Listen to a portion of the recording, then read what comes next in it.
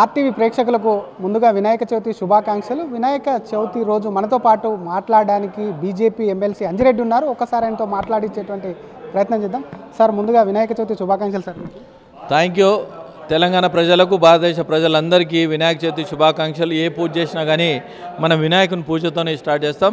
ఈరోజు దినదిన అభివృద్ధి చెందాలని, ప్రజలందరూ సుఖశాంతులతో ఉండాలని, అదేవిధంగా వినాయకుని అనుగ్రహం అందరిపైన ఉండాలని కోరుతున్నాను. చెప్పండి సార్. పొలిటికల్గా ఒక్కసారి వినాయక చవితిని పక్కన పెట్టి ఒకవేళ పొలిటికల్గా వస్తే అంత దొంగ ఓట్లతో బీజేపీ గెలిచిందని చెప్పి కాంగ్రెస్ ఆరోపిస్తుంది. నిజంగానే దమ్ముంటే కూడా దొంగ ఓట్లతో గెలిచినైతే కాంగ్రెస్ రాజీనామా చేయాలని వాళ్ళు ఒకవైపు, మీరు వాళ్ళు సవాళ్ళు ప్రతి సవాళ్ళు. పోస్టల్ బ్యాలెట్తో గెలిచినటువంటి వ్యక్తి మీరు, పోస్టల్ బ్యాలెట్ పేపర్తో గెలిచినటువంటి వ్యక్తి మీరు. మీ దాంట్లో కూడా దొంగ ఓట్లు వేయించుకున్నారా? బ్యాలెట్ పేపర్లో కూడా దొంగ ఓట్లతోనే ఎమ్మెల్సీ గెలిచిరా మీరు? ఒకటే ఏంటంటే, ఎవరైనా కానీ మెచ్యూర్ మైండ్ ఉన్న వాళ్ళు ఒకటే, ఇప్పుడు ఏదైతే ఓటర్ మనకు ఉంటుందో ఓటర్ దానికి ఒక 6-7 ఏది ఆధార్ కార్డ్ అయినా కానీ, ఏది ఇన్కమ్ ట్యాక్స్ ఐడి కార్డ్ అయినా, లేదా ఎలక్ట్రిసిటీ బిల్ అయినా, ఇట్లా ఒక 5-6 దానికి సపోర్టింగ్ ఉంటేనే ఓట్ వేయడానికి వస్తుంది. ఇప్పుడు మీరు ఒకటే దీనికి చిత్తశుద్ధి ఉంటే చెప్పాలి. అరే, ఈ పలానా కాన్స్టెన్సీలా ఒక 1000 ఓట్లు దొంగ ఓట్లు ఉన్నాయి, 2000 ఓట్లు దొంగ ఓట్లు ఉన్నాయి. ఈ 2000 ఓట్లతో గెలిచిరు. ఈ 2000 ఓట్లు దమ్ముంటే ప్రూవ్ చేయి, లేదా 1,00,000 మెజార్టీ 2 లక్షల మెజార్టీతో ఆల్రెడీ మేము గెలవడం జరిగింది. నిన్ననే బండి సంజయ్ గారు కరీంనగర్లో ఒక సవాల్ విసిరు. 2,50,000 మెజార్టీతో గెలిచినాం. నేను దమ్ముంటే రాజీనామా చేస్తా, మీ దాంట్లో ఇక్కడ రాజీనామా చేయండి. 8 మంది ఎంపీలు ఎవరైతే ఉన్నారో రాజీనామా చేయండి, మళ్ళీ ఎలక్షన్ పోదాం. బ్యాలెట్ పేపర్ పెడతారా, ఈవీఎంలు పెడతారా, అది మీ ఇష్టం. తర్వాత ఏంటంటే, మొన్న జరిగిన ఎలక్షన్లో నేను బ్యాలెట్ పేపర్తో గెలిచినప్పుడు మీరు ఏదైతే ఇండిపెండెంట్ బాడీ ఉన్నది, ఇండిపెండెంట్ బాడీ ఉన్నప్పుడు దాంట్లో సిస్టమ్స్ ఉంటుంది. ఎలక్షన్ బిఫోరు ఈ ఓటింగ్ ఏదైతే ఉన్నదో ఎలిమినేషను ప్లస్ ఏంటంటే యాడింగు ఏవైతే ఫామ్ 6, ఫామ్ 7 ఇవన్నీ ఉన్నాయి.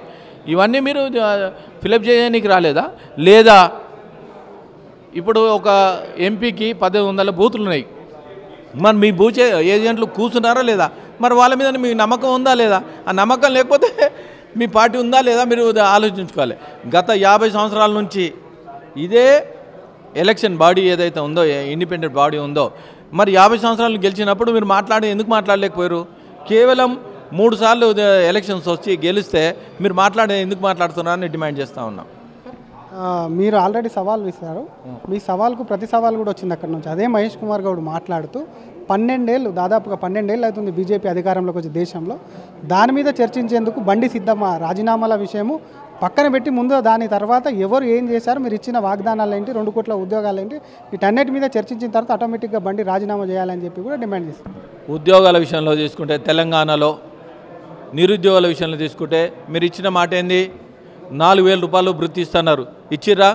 గత ప్రభుత్వం ఇవ్వలే, ఈ ప్రభుత్వం ఇవ్వలే. దానికి సవాల్ చెప్పు. అదేవిధంగా మేనిఫెస్టోలో ఏం పెట్టారు? మేనిఫెస్టో 2 లక్షల ఉద్యోగాలు ఇస్తా అని చెప్పినావు. ఎందుకు ఇవ్వలేవు? ఇంతవరకు 1 సంవత్సరం కూడా ఇంప్లిమెంటేషన్ చేయలేవు. చాలామంది యువకులు ఆధారపడి ఉన్నారు. ఎన్ని ఖాళీలు ఉన్నాయో శ్వేతపత్రం విడుదల చేయమని చెప్పారు, అది విడుదల చేస్తలేరు. అదేవిధంగా ఏదైతే మీరు చెప్పారో దీనికి సవాలు, మీరు ఇచ్చిన మాట నిజమా కాదా, దీన్ని ఎందుకు ఇంప్లిమెంటేషన్ చేస్తలేమని డిమాండ్ చేస్తూ ఉన్నాం. మీరు సెంట్రల్ కోసానికి వస్తే మాట్లాడి ఎన్ని ఉద్యోగాలు ఇచ్చినామో అవి నేను చూపిస్తాం. ఉద్యోగాలు, ఆ ఉద్యోగాలు రండి. మీరు ఇచ్చిన కమిట్మెంట్ ఏదైతే మేనిఫెస్టోలో పెట్టిరో ఎందుకు ఇస్తలేరు? మళ్ళీ ఇంకో మాట అన్నారు, బీజేపీ వాళ్ళు బిచ్చపళ్ళు అని చెప్పారు. నేను ఒకటే చెప్తా ఉన్నా, పేరు చెప్పి బిచ్చం ఎత్తుకుంటారు ఓట్లు అనేది. అరే, మేము దేవుని పేరు, మేము హిందూ ధర్మం కోసానికి, దేశానికి, ధర్మానికి కోసానికి హిందూ బంధువులు ఎవరైతే ఉన్నారో మా హిందూ బంధువులే ఓట్లు కావాలి, హిందూ బంధువుల కోసానికి వేస్తూ ఉన్నాం. మరి నువ్వు దేవుని పూజ చేస్తున్నావు లేదా? అది సమాధానం చెప్పు. అదేవిధంగా ఎలక్షన్లో నిలబడే క్యాండిడేట్ ఎవరైతే ఉన్నారో వార్డు మెంబర్ కాడికి మొదలు పెడితే ఎంపీ, ఎమ్మెల్సీ అయినా కానీ వాళ్ళందరూ బిచ్చపొల్లే. సెలెక్టెడ్ నామినేటెడ్ కారు. ఎందుకంటే నామినేటెడ్ ఒక్కరిదే అడుగుతారు వీళ్ళందరూ. ఎందుకంటే ఓటర్ మహాశైలకు 100% పోయి మేము ఓటు అడుగుతాం, 100% ఓటు అడుగుతాం. ఈరోజు వార్డు మెంబర్ అయినా, ఎంపీటీసీ అయినా, సర్పంచ్ అయినా, జెడ్పీటీసీ అయినా ఎమ్మెల్యే అయినా ఎంపీ అయినా ఇంక్లూడింగ్ అన్ని పార్టీలు. మరి మీ పార్టీ వాళ్ళు ఎవరిని అడగకమని చెప్పు, అడగకమని అన్ని నామినేటర్ తీసుకొని రమ్మని చెప్పు.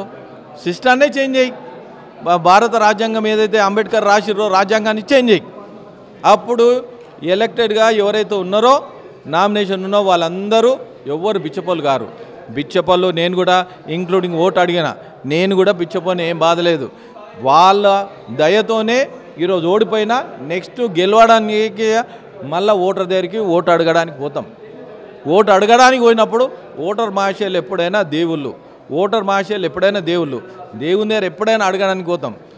మాకు రాజకీయ నాయకులకు దేవుళ్ళు ఎవరో ఓటర్ మహాశయులే. దీనికి సమాధానం చెప్పు నువ్వు అని చెప్తాను.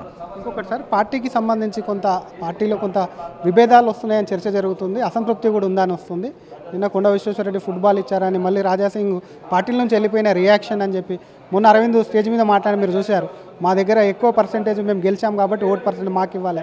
ఇటువంటి అన్నీ కొంత పార్టీకి నష్టం. అంజిరెడ్డి గారు ఈ కోవలో ఏమన్నారా? ఎందుకంటే రాజాసింగ్ మాట్లాడితే ఇంకా ఫుట్బాల్ చాలా వస్తాయి, గెలిచిన వాళ్ళు కూడా ఇస్తారని, మీకేమన్నా అట్లాంటి ప్లాన్ ఉందా?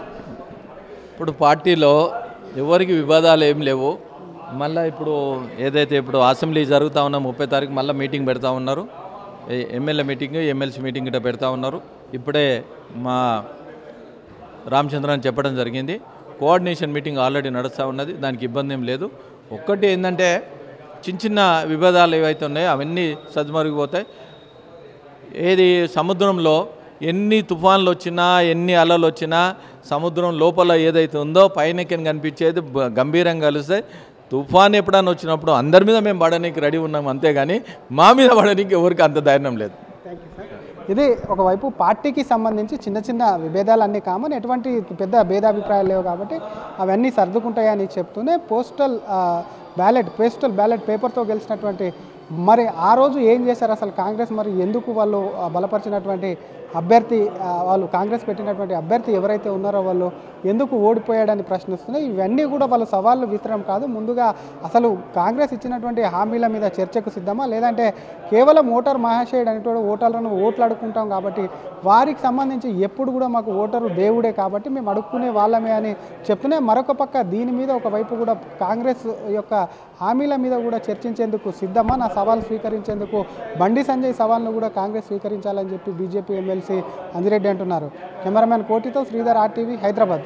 తెలుగులో న్యూస్ కి ఫాస్టెస్ట్ యాప్ ఇప్పుడు టోటల్లీ న్యూ అవతార్లో జస్ట్ 5 సెకండ్స్ లో కంప్లీట్ న్యూస్, సోషల్ మీడియాలో ట్రెండ్స్ కి one stop solution, live TV app, voice search option తో ఇప్పుడే డౌన్లోడ్ చేయండి లేదా అప్డేట్ అయిపోండి. యాప్ లింక్ డిస్క్రిప్షన్ లో ఉంది.